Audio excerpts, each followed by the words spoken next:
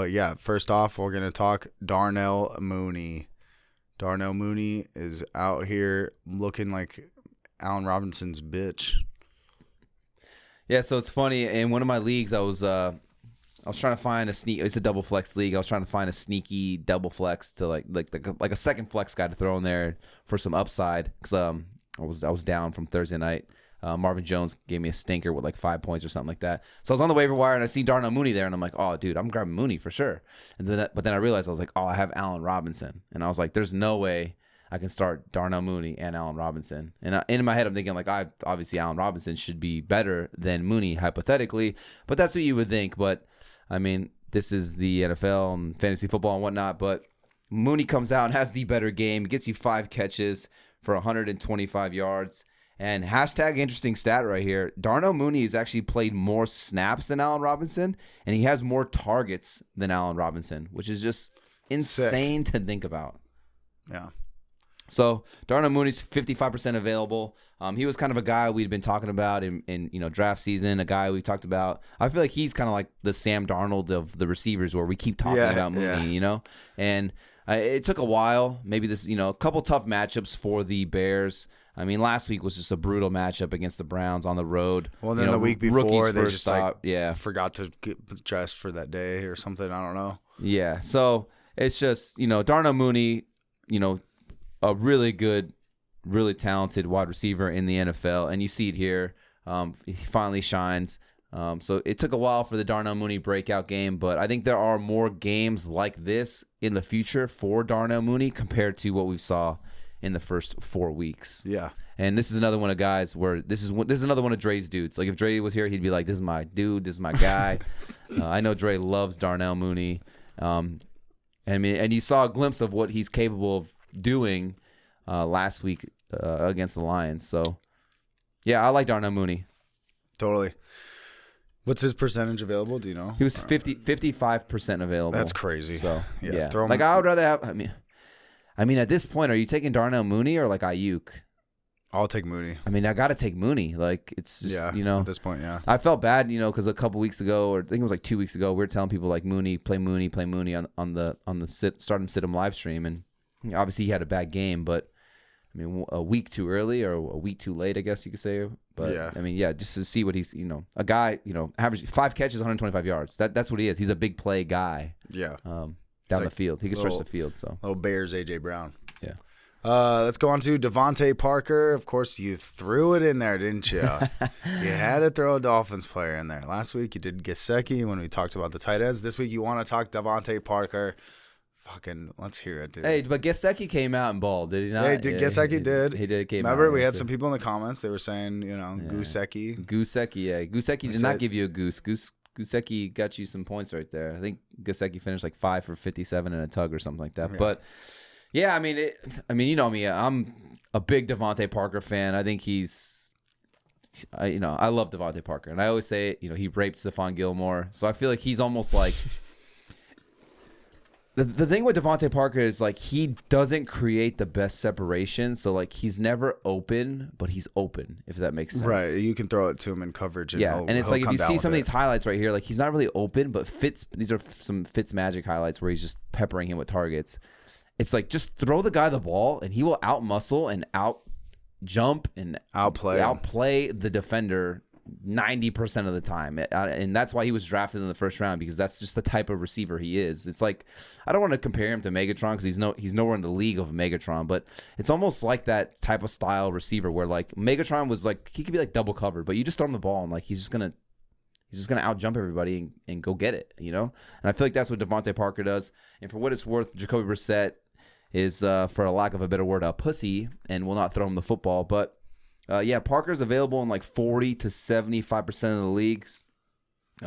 He leads all Miami skill players in snaps and targets. So he's like the main weapon for this Miami offense. And I know Miami's offense has been terrible as a Dolphins fan. Like the offense has been terrible, and especially with Jacoby Brissett at the quarterback position. But Tua should be back next week against the Jaguars, which is a good sign. And like I said, he leads the team in targets. 7, 9, 7, and 9 targets. So that's a safe floor over there. He's basically averaging 8 targets per game. And then the next 3 games for DeVante Parker are green-rated matchups. He's at the Tampa Bay Buccaneers, which are not very good at defending the pass. It's probably because you can't run on them, so everyone's throwing on them. And then at Jacksonville, when he gets Tua back, Jaguars are terrible against the pass. And then home against the Atlanta Falcons, they're not very good against the pass either. They're all bottom 10 defenses in terms of defending the pass. So, yeah, I do like DeVante Parker. And then you got Will Fuller, who broke his finger. He's already ruled out for this game. Does he come back in 2 weeks? Maybe. But Will Fuller has, for what it's been for the first 5 weeks, he's missed already.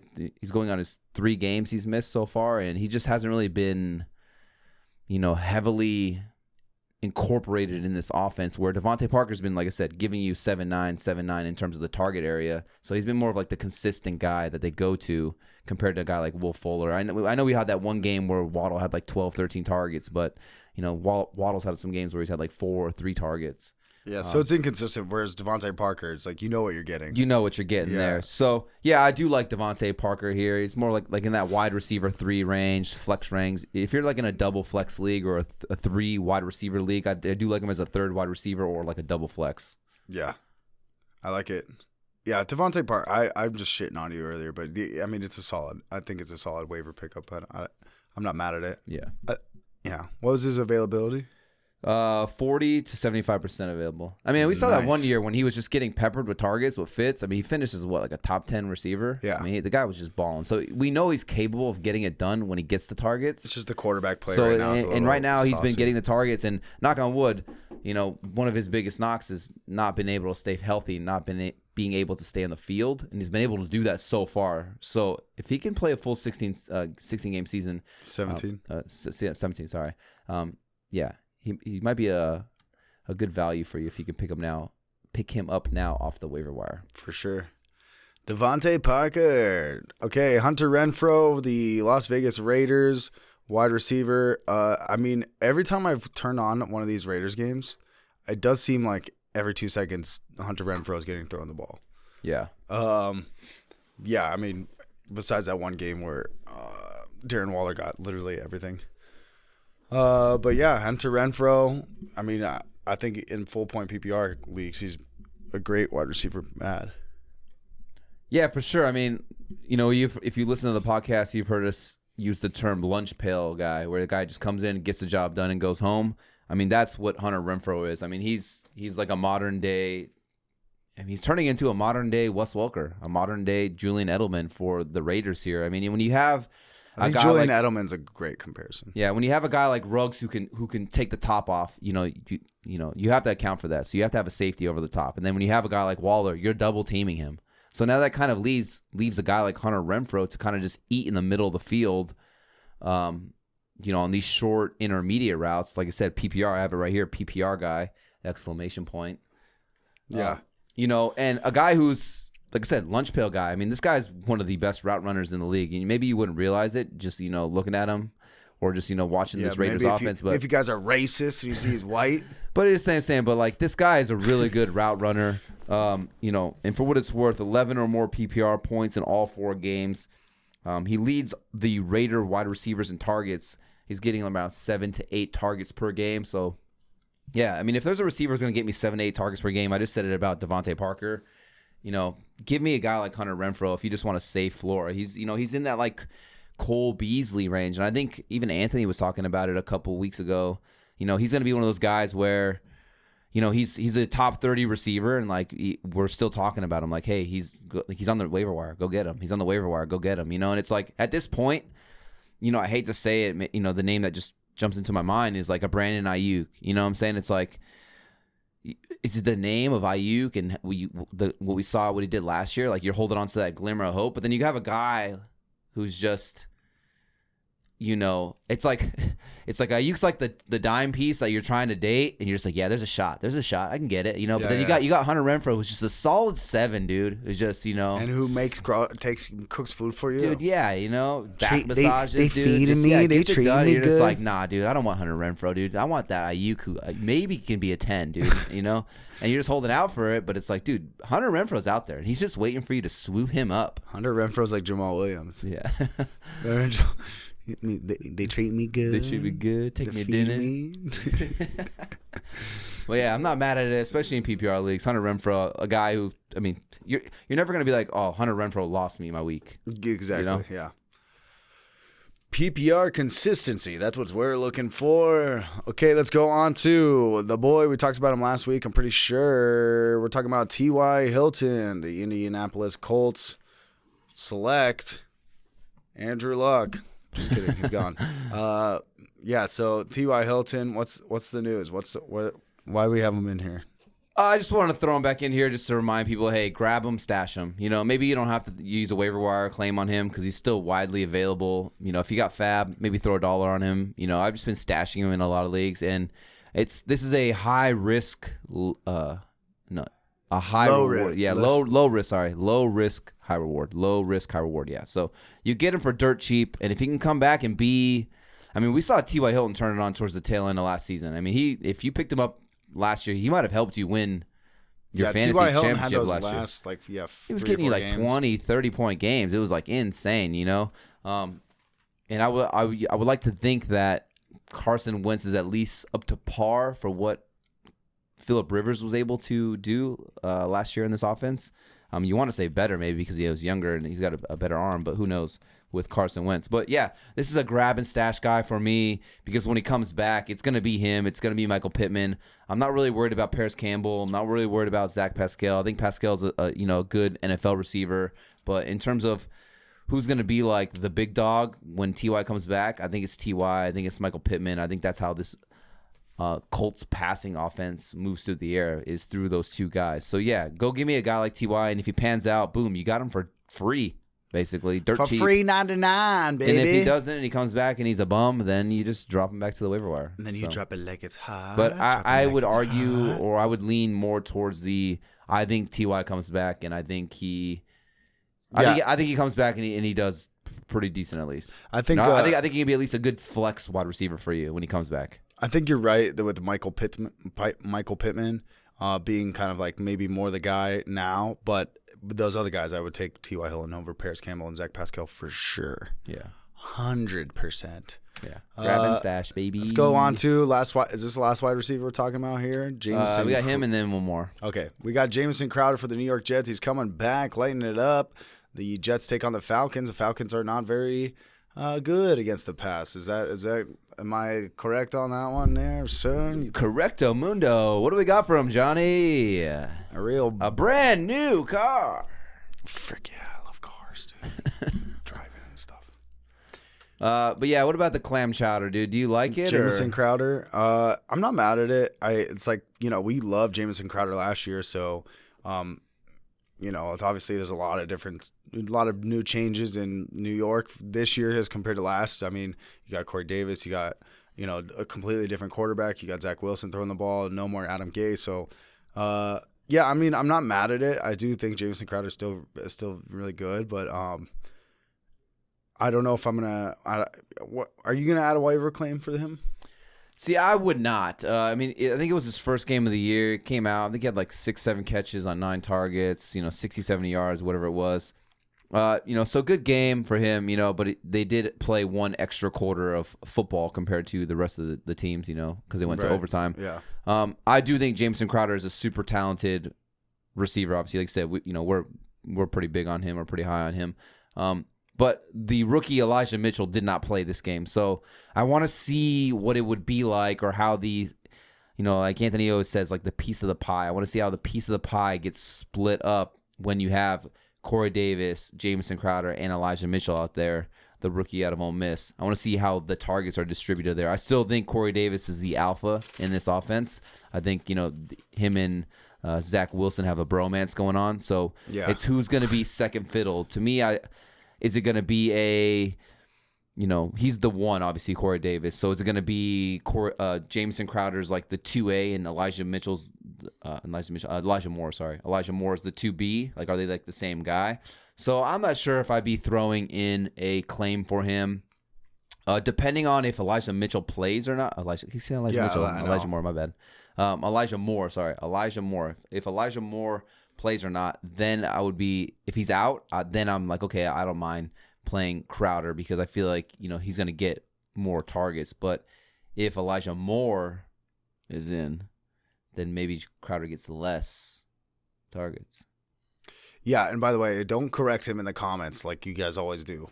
All right? My boy corrected it. He said Elijah Moore. All right? That's what he meant, Elijah Moore. Dude, so many Elijahs, dude. Okay, let's move on to the next one. I'm totally with you on that. It's like I said, we liked him last year. Was that last year? Yeah. And then, like you said, how many positive? I mean, I don't know. I mean, how many points are the Jets going to be scoring on a week-to-week basis? They're the lowest. I think their over/under this week is 40 points. Yeah. So it's like, what's the upside that this offense presides outside of a guy like Corey Davis? I mean, the only guy I'm probably playing, and it's not even week to week. It's Corey Davis, you know. But in games where when Corey Davis plays against like Miami, like I'm not playing Corey Davis because he's going to see Xavier Howard. You know, when he plays against the Bills, like I don't know if I'm playing him because he's going to see Tre'Davious White. So those are just some games, you know, where it's like maybe Corey Davis is probably the only guy I have confidence in, but even then it's like only some games. You know, this week obviously being one because they play against the Falcons, like you said. Yeah. Let's go to my boy Josh Gordon. Oh, this is what we were talking about. So we got Josh Gordon. He's still on the Chiefs. We kind of wanted to put this in here, not so much as to tell you to go pick him up, but maybe tell you to don't worry about Josh Gordon. You know what I mean? There's still a lot of time where he has to get everything figured out in Kansas City. I mean, that's what you kind of want to talk about, right? Yeah, I just wanted to see where your head was at compared to where I'm at on it. But I mean, I've added him in a couple leagues where I have deeper benches because it's like, fuck it. It's kind of the same thing you were talking about with T.Y. Hilton, like low risk, high reward. But I'm not going to be like if you have a short bench, don't go out there and grab Josh Gordon. That's where I'm switching it up. If you have a pretty standard type league setup where you only have one flex, 2 running backs, 2 wide receivers, like I wouldn't in a short bench, I would not be worried about picking up Josh Gordon. Yeah, so I'm gonna but if I have like a deeper bench, which I do in one league, and I said fuck it, I threw him on my bench. I'm just letting him chill there for a little bit. I'm not mad at it. For me, it's just like how many times has he burned you? You know, it's like this is the same story. It's like that. What's that story? Like the little boy who cried wolf or whatever, you know? Yeah, he's like a bad ex-girlfriend. And you know it's just like, dude, like how ex. many times has it been like Josh Gordon's on the Patriots and you're like, oh my God, Josh Gordon. And then like it doesn't work out. Josh Gordon with Russell Wilson on the Seahawks. Oh my God, Josh Gordon. And like it doesn't work out. And it's like, I get it. It's Josh Gordon and it's the Chiefs. So it's like, oh my God, Josh Gordon and the Chiefs. But dude, it's been 8 years since Josh Gordon had that breakout season with the Cleveland Browns. I mean, when Josh Gordon was fantasy relevant, like Hanson Bops was the #1 song in America or something like that. It's just like, I'm just so over this Josh Gordon thing. Like, good for him. I'm glad he's been able to like get his like mental health under control or like the substance abuse or whatever everything he was dealing with. Like, good for him as just a person. Sure. I'm happy for him that he is capable to be back in the NFL. But I mean, at the end of the day, he's still got to learn the offense. You know, the reports that he's saying he's probably going to be active this week. Like, I'm definitely not playing him. Like, I got to see it first, if he even does anything. But at the end of the day, this offense still runs through Tyreek Hill and Travis Kelce. And it's just like, if McCole Hardman couldn't get it done, like if Sammy Watkins couldn't get it done, and I get it. Maybe Josh Gordon's a better talent than those guys. But what I'm just saying is that the Chiefs don't really support a third passing option. Like, yeah, Sammy Watkins has had some good games. Yeah, McCole Hardman's had some good games. But is it going to be a consistent basis where you week to week you're going to be like, yeah, I can start Josh Gordon this week? Like, I just don't think so, because it's Tyreek Hill who gets you 3 touchdowns, or it's Travis Kelce who gets you 8 catches and 150 yards and a touchdown or something like that. And then it just, and then like I said, you still have Demarcus Robinson. You still got McCole Hardman there. So I'm out on the Josh Gordon thing. I mean, if anything, you know me, I like to trade. I'm always talking about trade equity. Maybe you pick up Josh Gordon and you throw him in a trade. You just add him in. You spice it up. You're like, hey, I'll trade you this player for this player. I'll throw in Josh Gordon, and maybe the person's like, oh, okay, I'll do it now. So maybe you grab him for that aspect. But in terms of like me personally, I'm just over the Josh Gordon experience, dude. It's just it's been 8 years, dude. Like, just let it go. Let it go. What'd you say? You said you liked that video and it was really informative, and now you want to subscribe so you can win your fantasy football league? Okay. Go ahead.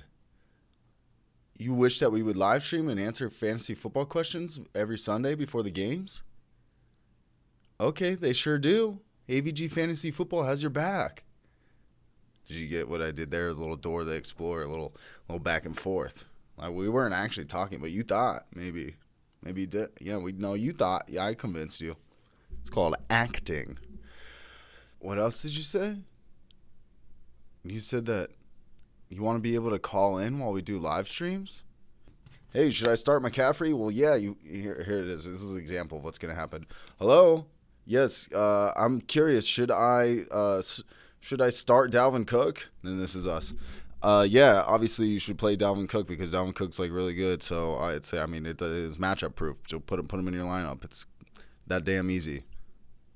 And then bam, you won your fantasy football league that week. But yeah, go ahead and subscribe to the YouTube channel if you want to see more videos just like this. If you want to see us answer questions live every Sunday before the games start, hit that subscribe button, hit the bell notification so you know right when we drop content for you to win your fantasy football league.